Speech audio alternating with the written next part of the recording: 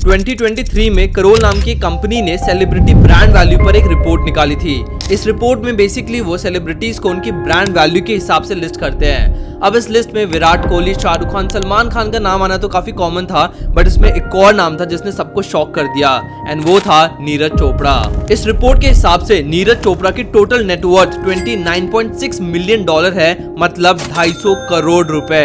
7 अगस्त 2021 से पहले शायद इस हरियाणा के एथलीट का नाम किसी ने सुना भी नहीं था, बट एक थ्रो ने सब कुछ चेंज कर दिया and Neeraj Chopra became India's biggest non cricketing sports brand. पर हरियाणा के एक छोटे से गांव का एथलीट आज मल्टी मिलियनेयर कैसे बन गया, क्या है उनके सोर्सेज ऑफ इनकम और आखिर एक एथलीट पैसे कैसे कमाता है, इस वीडियो में जानेंगे। Hi guys, my name is Hrithik Milawat और आज इस वीडियो में मैं आपको नीरज चोपड़ा के 4 ऐसे सोर्सेज ऑफ इनकम बताऊंगा जिसके थ्रू वो महीने के करोड़ों रुपए कमा रहे हैं।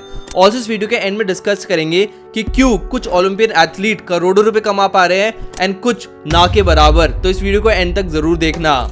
ऐसे कोई चीज थी जो आप खरीदना चाहते थे और अब आपने अपने लिए खरीदा है? ऐसी तो मतलब काफी चीज थी जी, जो सबसे बड़ा तो एक सपना होता है घर हो हमारे पास, क्योंकि आज नीरज चोपड़ा के पास वो सब कुछ है जो एक टाइम पर उनका सपना था।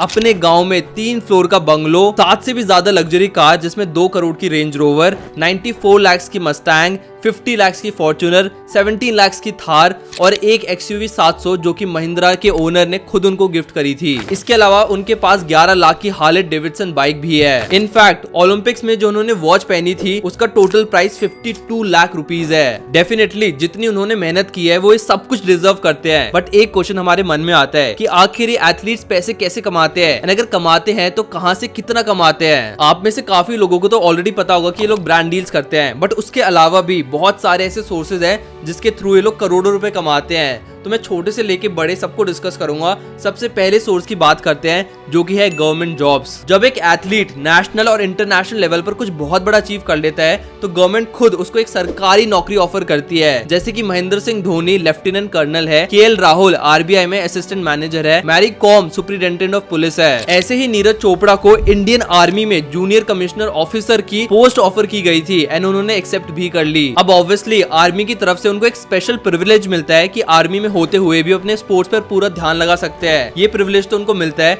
बट इसके साथ साथ उनको 8.5 लाख रुपए की सैलरी भी मिलती है हर साल। Second source of income is winning prize. अब ऑब्वियसली नीरज चोपड़ा ओलंपिक्स के साथ साथ बहुत सारे और कॉम्पिटिशंस में पार्ट लेते हैं एंड उसमें भी उन्होंने काफी सारे मेडल्स जीते हैं। आई नो मोस्टली लोग उनको ओलंपिक्स की वजह से जानते हैं, बट उन्होंने वर्ल्ड चैंपियनशिप, एशियन गेम्स सब में पार्टिसिपेट किया है एंड वहां पर उनको मेडल्स के साथ अच्छा खासा प्राइज अमाउंट भी मिलता है। अब आपको सारे इवेंट्स के विनिंग प्राइस तो क्या ही बताऊं, तो टॉप 3 के बता देता हूं। जैसे ओलंपिक्स में गोल्ड लाने पर 50 लाख रुपीज मिलते हैं, एशियन में 30 लाख रुपीज मिलते हैं, कॉमनवेल्थ में 30 लाख रुपीज मिलते हैं एंड इन तीनों में ही नीरज चोपड़ा का गोल्ड आया हुआ है, तो डेफिनेटली उनको इतने सारे पैसे सिर्फ चैंपियनशिप से मिल जाते हैं। इसके अलावा और भी छोटे मोटे कॉम्पिटिशन्स में वो पार्ट लेते रहते हैं, वहां पर भी उनको मेडल्स के साथ साथ अमाउंट भी मिलता है। तो देखो, एक गेम जीतने के बाद नीरज चोपड़ा को उस चैंपियनशिप से तो पैसे मिलते ही हैं, बट इसके साथ साथ उनको गवर्नमेंट ऑफ इंडिया से एंड स्टेट गवर्नमेंट एंड बहुत सारी और बॉडी से भी पैसे मिलते हैं। तो इसी की बात कर लेते हैं जो कि उनका थर्ड सोर्स ऑफ इनकम है, वो है government funds. The thing is, Tokyo Olympics के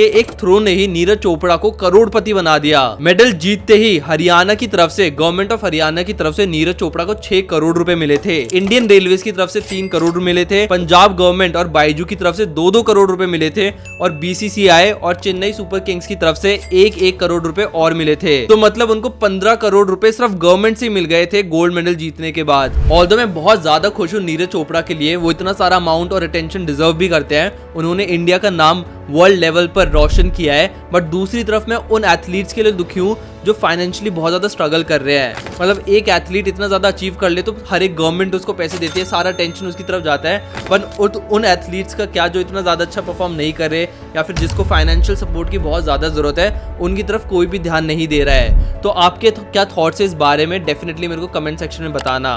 अब बात करते हैं fourth biggest source of income for an athlete and that is brand deals. ऐसे नहीं है कि नीरज चोपड़ा टोक्यो ओलंपिक से पहले कोई भी ब्रांड डील नहीं कर रहे थे, वो करते थे, बट उनको बहुत ही कम प्राइस ऑफर किया जाता था। जैसे अगर मैं नाइकी की बात करूं, जो उनको 2017 में स्पॉन्सर कर रहे थे, तो नाइकी ने उन्हें सिर्फ 40 लाख रुपए दिए थे। इनफैक्ट उनका अमाउंट उस टाइम पर यही था, 30 से 40 लाख रुपए वो ब्रांड स्पॉन्सर के चार्ज करते थे। बट जिस दिन उन्होंने गोल्ड जीता, उस दिन से उनका रेट 10 गुना ज्यादा हो गया। अब फिलहाल वो एक ब्रांड डील के 3 से 4 करोड़ रुपए चार्ज करते हैं। ये एक बहुत ही ज्यादा प्रीमियम अमाउंट है। इतना मोस्टली धोनी जितने बड़े क्रिकेटर्स ही चार्ज करते हैं। इनफैक्ट नीरज चोपड़ा इंडिया के पहले ऐसे स्पोर्ट्स एथलीट है जो कि नॉन क्रिकेटर है, मतलब क्रिकेट नहीं खेलते। नहीं तो मोस्टली इतना अमाउंट चाहे तो बॉलीवुड स्टार्स या फिर क्रिकेटर्स ही चार्ज कर पाते हैं। और डेफिनेटली ब्रांड्स भी उनको इतना ज्यादा पैसा ऑफर करने के लिए रेडी है, क्योंकि नीरज चोपड़ा एक फ्रेश फेस है एंड एक राइजिंग स्टार है हमारी कंट्री के। इनफैक्ट मेडल जीतते ही 2021 में ओलंपिक्स का मेडल जीतते ही उनके इंस्टाग्राम की ग्रोथ 3000% हो गई। मतलब पहले उनके कुछ लाख फॉलोअर्स ही थे एंड ओलंपिक्स जीतने के बाद आज उनके 10 मिलियन से भी ज्यादा फॉलोअर्स हैं इंस्टाग्राम पर। एंड फॉलोइंग के साथ आते हैं ब्रांड्स। फिलहाल अभी नीरज चोपड़ा 14 ब्रांड्स को एंडोर्स कर रहे हैं, जिनकी टोटल वैल्यू 37 करोड़ रुपीस है। इसमें काफी सारे पॉपुलर ब्रांड्स भी है, जैसे कि ब्रिटानिया हो गया, भारत पेट्रोलियम है, वीजा, सैमसंग, ऑन, क्रेड और भी बहुत सारे ब्रांड्स है। फिर कुछ ब्रांड उनको बाहर से भी सपोर्ट कर रहे हैं, जैसे कि 30 जुलाई को ये वाला लिंक्डइन पोस्ट काफी ज्यादा वायरल हो गया था, जिसमें एटलिस्ट के फाउंडर मोहक सबसे प्रॉमिस करते हैं कि अगर नीरज चोपड़ा पेरिस ओलंपिक्स में गोल्ड जीतते हैं तो वे एक दिन के लिए सबके लिए वीजा फ्री कर देंगे।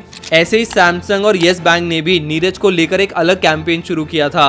फिर इंडिगो ट्रैवल्स ने भी उनकी 1 साल की ट्रैवलिंग एकदम फ्री कर दी है एंड गो फर्स्ट ने तो उनकी 5 साल की एयर टिकट्स एकदम फ्री ऑफ कॉस्ट कर दी है। इनफैक्ट नीरज चोपड़ा अकेले ऐसे एथलीट नहीं है जिनकी एक ही परफॉर्मेंस ने उनको ब्रांड बना दिया है। अभी रिसेंटली 22 साल की मन्नू भाकर ने भी दो ब्रॉन्ज मेडल जीते थे ओलंपिक में एंड 1-2 दिन में ही 40 से ज्यादा ब्रांड्स उनको एंडोर्स करने के लिए रेडी हो गई।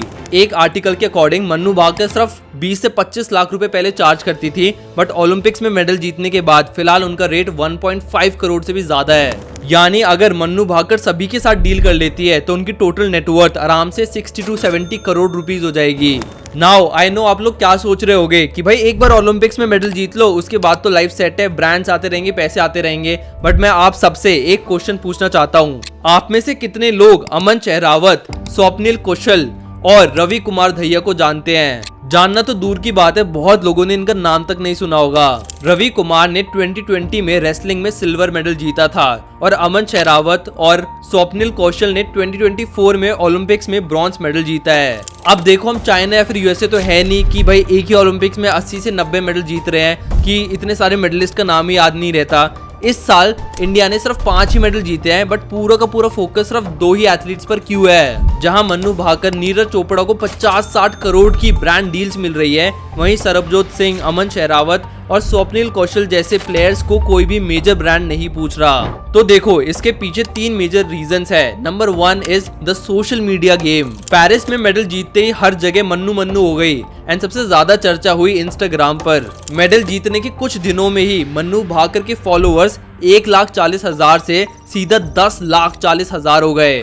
पर क्या आपको पता है कि जिस कंपटीशन में मन्नू भाकर को ब्रॉन्ज मेडल मिला है, उसी कंपटीशन में इनफैक्ट उन्हीं की टीम में एक और एथलीट था जिसका नाम था सरबजोत सिंह। अब इन दोनों को ही ब्रॉन्ज मेडल मिला है, ये दोनों ही ओलंपियंस है, बट मन्नू भाकर की फॉलोइंग 1,40,000 से सीधा 10,40,000 पहुंच गई। वहीं सरबजोत सिंह के फिलहाल अभी बस 50,000 ही फॉलोअर्स है इंस्टाग्राम पर। देखो, सोशल मीडिया ने ना इन ओलंपिक एथलीट्स की किस्मत ही बदल दी है, बट ये ब्रांड्स आपकी अचीवमेंट देखकर आपको अप्रोच नहीं करती, ये अप्रोच करती है आपकी पॉपुलैरिटी को देखकर। कौन कितने व्यूज अट्रैक्ट कर सकता है, कौन कितना अच्छा रिटर्न दे सकते हैं इन ब्रांड्स को।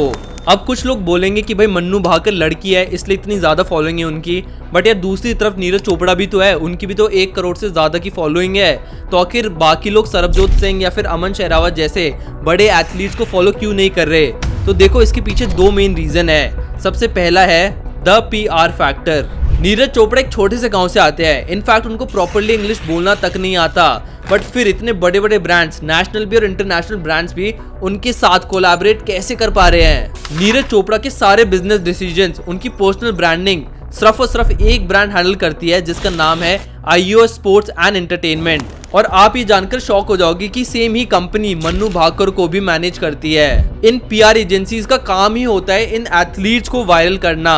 पीआर एंड मैनेजिंग एजेंसीज का काम कितना ज्यादा इंपॉर्टेंट है इसके बारे में मैं ऑलरेडी इन डेप्थ डिटेल में बात कर चुका हूं अपने विराट कोहली वाली वीडियो में, आप वो जाकर चेकआउट कर सकते हो। But the main thing is कि इन कंपनीज का काम ही अपने एथलीट्स को फेमस करना ताकि ये लोग वायरल हो, ज्यादा से ज्यादा लोगों की नजर पड़े इन पर, एंड उसके बाद और ज्यादा ब्रांड्स इनको एंडोर्समेंट के लिए अप्रोच करे। अब कुछ हद तक एक एथलीट्स के लुक भी काफी ज्यादा मैटर करते हैं। नीरज चोपड़ा एंड मन्नू भाकर कन्वेंशनली बहुत ही ज्यादा गुड लुकिंग है एंड ये एक बहुत ही अच्छा सेलिंग पॉइंट बन जाता है ब्रांड्स के लिए। इनफैक्ट एक रिपोर्ट के अकॉर्डिंग गुड लुकिंग लोग बाकी लोगों से 12% तक ज्यादा कमा पाते हैं। लुक्स का फैक्टर डेफिनेटली जरूरी है बट पीआर एजेंसीज का भी फैक्टर उतना ही ज्यादा इंपॉर्टेंट है। एंड इन एजेंसीज के लिए एक एथलीट को 40 से 50 करोड़ की डील दिलवाना कोई बड़ी बात नहीं है। अब बात करते हैं सेकंड रीजन की, जो कि है relatability factor. Personal brand specialist Shagun Gupta बताती है कि सिर्फ मेडल जीतने से एक एथलीट की ब्रांड वैल्यू नहीं बढ़ती, और इसका बेस्ट एग्जांपल है 22 साल का शटलर लक्ष्य सेन।